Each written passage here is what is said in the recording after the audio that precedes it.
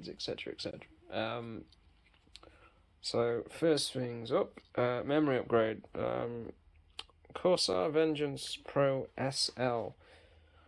I should have had 32 gig from the moment I built this, but I didn't, and I ran Adobe one day, and wow, yeah, my computer nearly had some issues with only 16 gigs, so I upgraded to 32. As you can see, that's already in. The fun thing I've got to do in a minute, though, is I've got to change this for the ever-elusive new video card. Now, anyone that's a gamer, enthusiast, anyone that likes tech, essentially, will know that getting these GPUs has been ridiculous. So that's a very British thing to say, but yeah, I managed to get hold of one of these, way over the MSRP, In fact, this is more expensive than the 3070 was, and that's the card I actually wanted, but I'm not paying £900.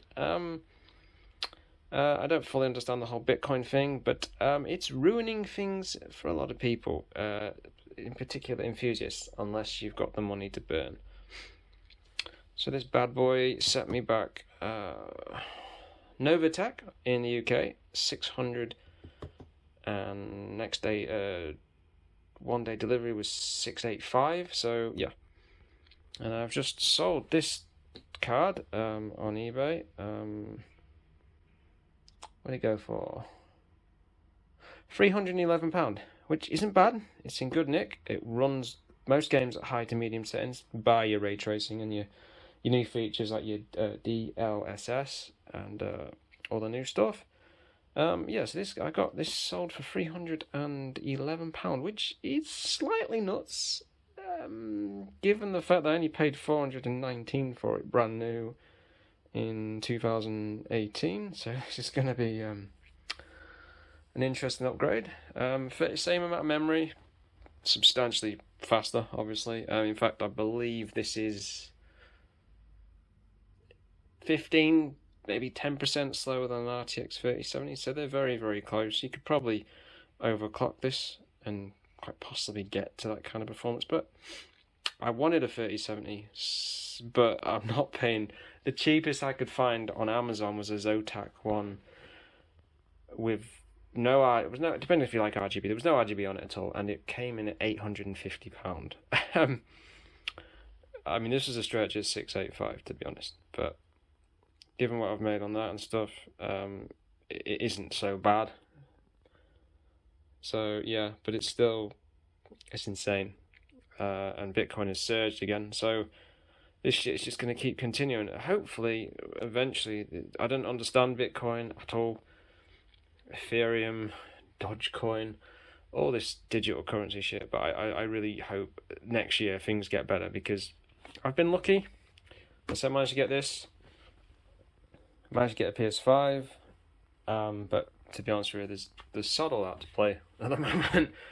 Not a great deal of stuff, other than what was the last thing I played was Diablo 2 Resurrection. That's the last thing I played.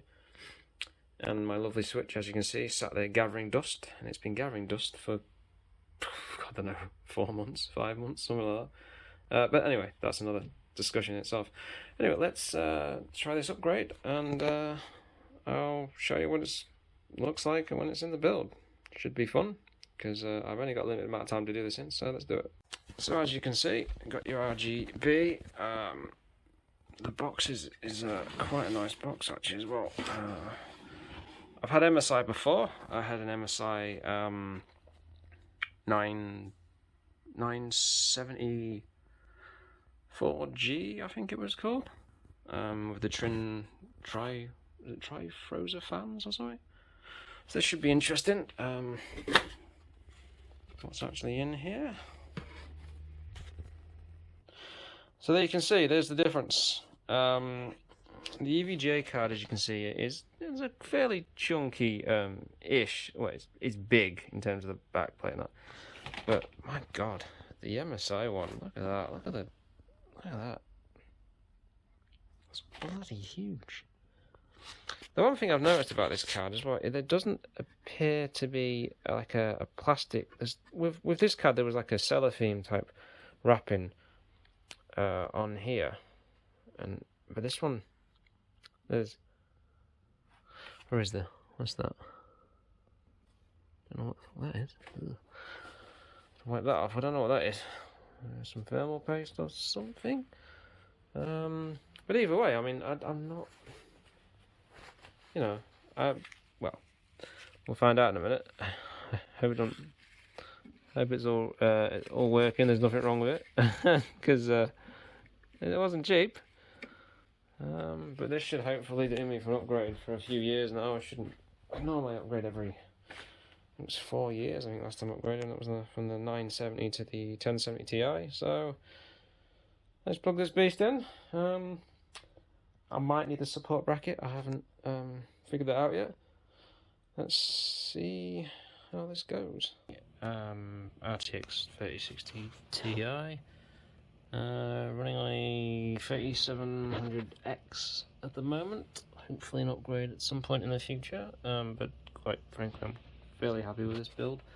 Has got RGB on it. The RGB is off, so I'm just going to quickly show you some of the effects. And then we should hit apply. And there we go. As you can see, support bracket, chunky beast to say the least.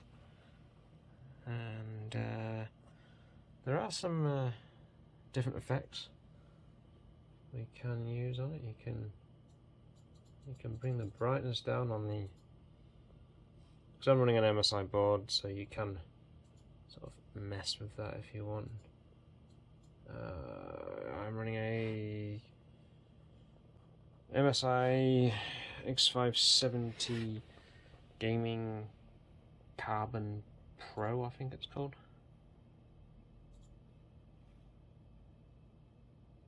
There's a few different ones. Patrolling, no idea what patrolling is exactly. Oh, alright.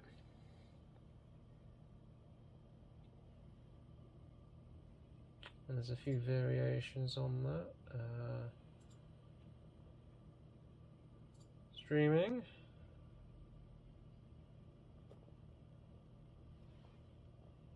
The only thing is, because I've got it facing a wall, it doesn't. You can't really see it. So lightning. This is the first time I've messed with any of this stuff.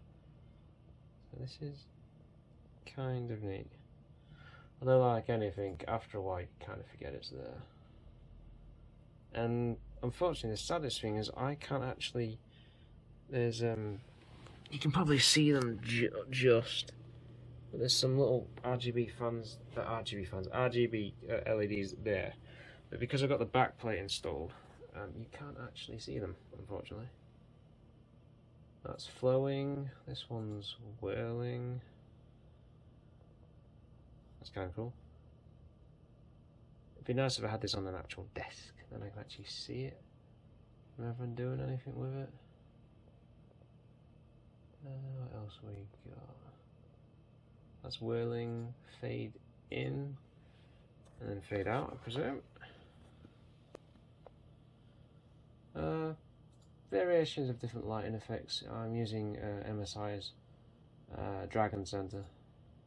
And if you're running like different motherboards, you'll have different third-party software from that particular company that will allow you to mess with all this kind of stuff.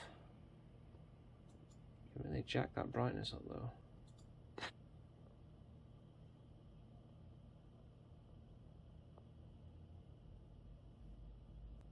And then you can drop the brightness down.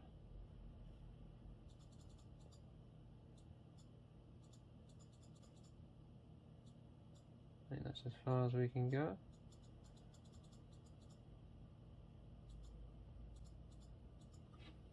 Yeah, it looks quite nice.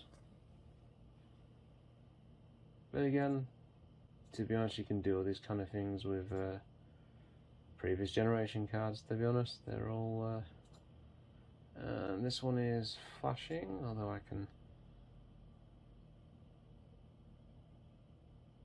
that'd get irritating. I'd find that kind of annoying. Double flashing.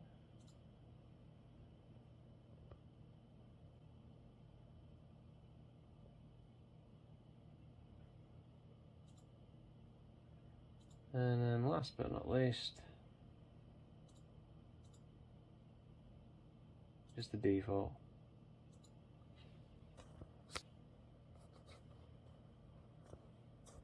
Which looks quite nice.